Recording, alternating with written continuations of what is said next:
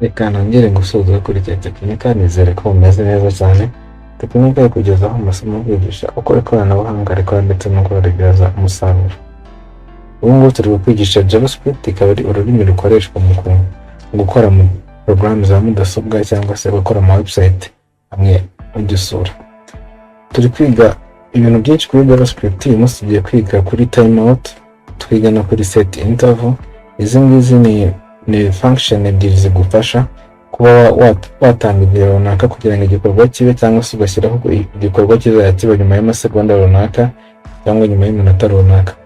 Urugero uri nko gukora website ku buryo uri buze gutuma abantu binjiramo, ushobora gukoresha iyi interval ukazajya ureba n'igihe runaka, mu gihe runaka gishize ukareba niba runaka akiri logged in cyangwa se agifite uburenganzira bwo gusura website none igihe cyaba cyashize, ukaba wamubwira uti sohoka cyangwa se igikorwa runaka kiba. So nuko zikora, tugiye kureba uko zikora ndetse nuko wazikoresha ibindi bintu bigiye bitandukanye.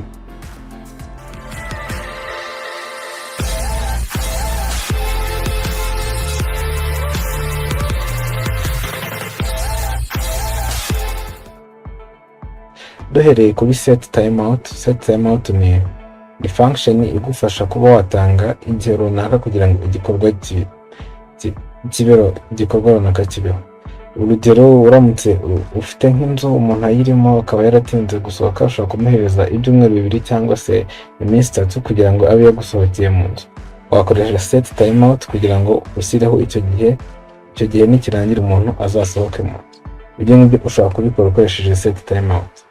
Hano mfite function yitwa umunsi, ibwira umuntu ngo umunsi mwiza. Ushobora gushyiramo function ivuga ngo nsohokera mu nzu, noneho ikaba ariyo iraza kuba igira ikikora iki gihe runaka wamuhaye n'igishira.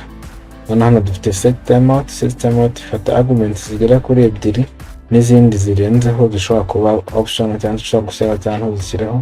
Iya mbere iba ari function irimo ikigomba kuba, nayikoreye hano hejuru nyishyiramo hano. Ushobora kuyikoreramo hano nabwo birashoboka. Hano iya kabiri aba ari delay irimo amasegonda ari buze gushira ngo igikorwa kibe. Hano iyi function iramutse ikeneye parameters ushobora kuzishyiramo hano inyuma. Nk'indi ikeneye ama strings, ikeneye numbers ushobora kubishyiramo hano inyuma, naho zikaziza gukoramo hano. Iyo umaze kubikora gutya, setTimeout ibiri ready cyangwa se yiteguye kugira icyo ikora. Turamutse dufunguye hano haza hero ariyo iyi ngiyi, tugategereza amasegonda 3 igahita imubwira ngo umunsi mwiza. Noneho igikorwa kigahita kiba, noneho ugahita gutya. Aho ngaho ni kuri setTimeout. Noneho ushobora kuvuga uti hano turi kubikoresha mu buryo bworoshye, ariko hari igihe ushobora kuba yikoresheje mu gihe ugiye kureba ko ukazajya ureba ko igikorwa runaka cyabaye cyangwa nticyabaye. Niba cyabaye reka tumuhereze ikindi igihe twamuhaye cyageze. Niba cyageze ntagire icyo akora, reka twongere tumuhe ikindi gihe cyangwa se dukore igikorwa runaka. Kugira ngo uze kureba ko iki gihe cyubahirijwe, ushobora kugishyira muri variable ukaza kugenda ucekinga mu bundi buryo butandukanye. So nibyo tugiye gukora. Hari n'igihe ashobora kwishyura mbere y'uko igihe kirangira, none ukaba wahagarika ko icyo gihe kizanaba cyangwa se icyo gihe kindi uri kumuha ntikizagera. So ahangaho ufata iyi setTimeout ukayishyira muri variable, dufate timeout id, ngo iraza kubika amasegonda cyangwa se igihe gishize ibingibi bibaye. Nano iyi timeout id ushobora kuyikoresha iki gihe watanze ugikansoringa, ukuvuga ngo ukoresha igiye kugikansoringa cyangwa kugihagarika, ukoresha clear timeout, nano ugashyiramo iyo timeout id.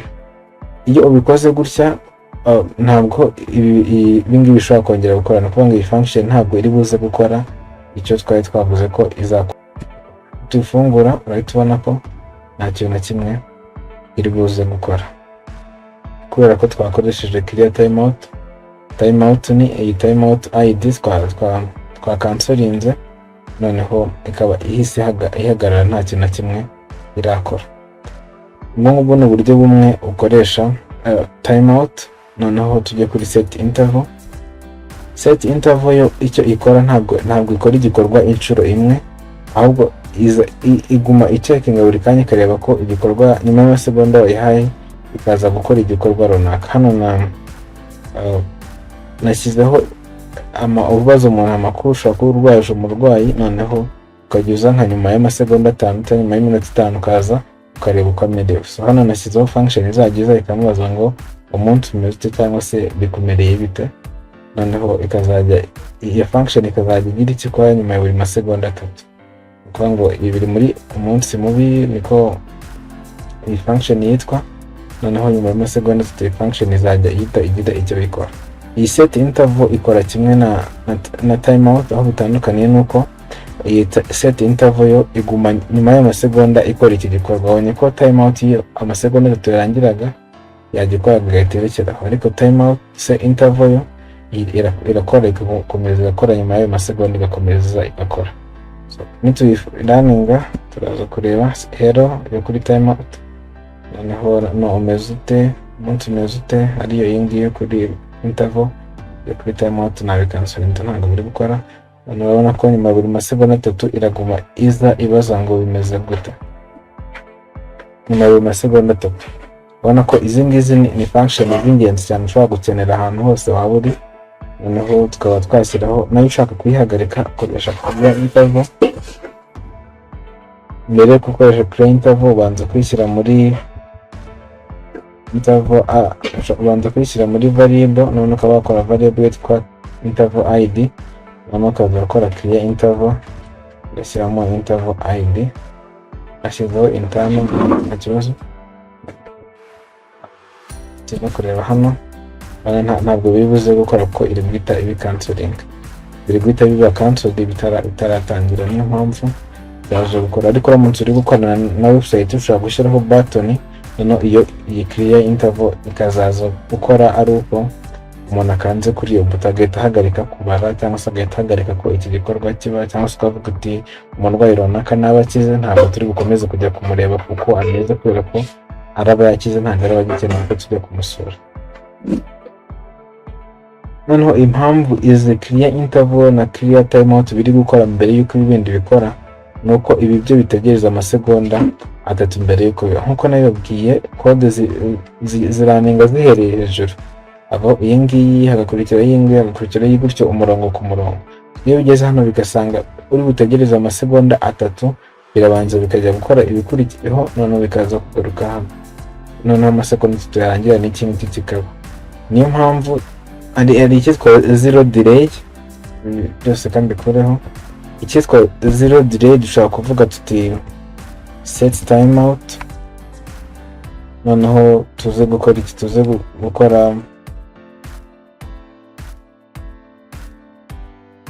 hano. Ubu ngubu dufite timeout idafite amasegonda namwe igihe biri buze kubera, noneho hano munsi dufite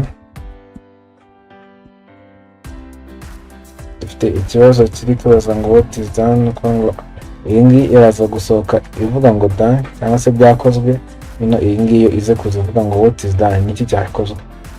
Noneho ifite amasegonda 0, nituyiraninga tugiye kureba ikiri buze mbere hagati ya biriya bintu uko ari bibiri. Urabona ko ikije mbere habanje what is done, haza noneho na done. Noneho ushobora kwibaza uti ni kubera iki habanje iyi ngiyi yo hasi hagakurikiraho iyo hejuru kandi noneho itari butegereze ya masegonda. Ni ukuvuga ngo iyo harimo timeout buri gihe irabanza igakora ibi bindi bidafite timeout, ikaza gukora ibi ngibi bifite timeout nyuma, nubwo ari amasegonda 0 ikaza kubikora nyuma. Uko nguko no kuri setInterval niko bigenda, ibanza gukora ibidafite amasegonda, noneho ikaza gukora ibifite igihe cyo kubara nyuma.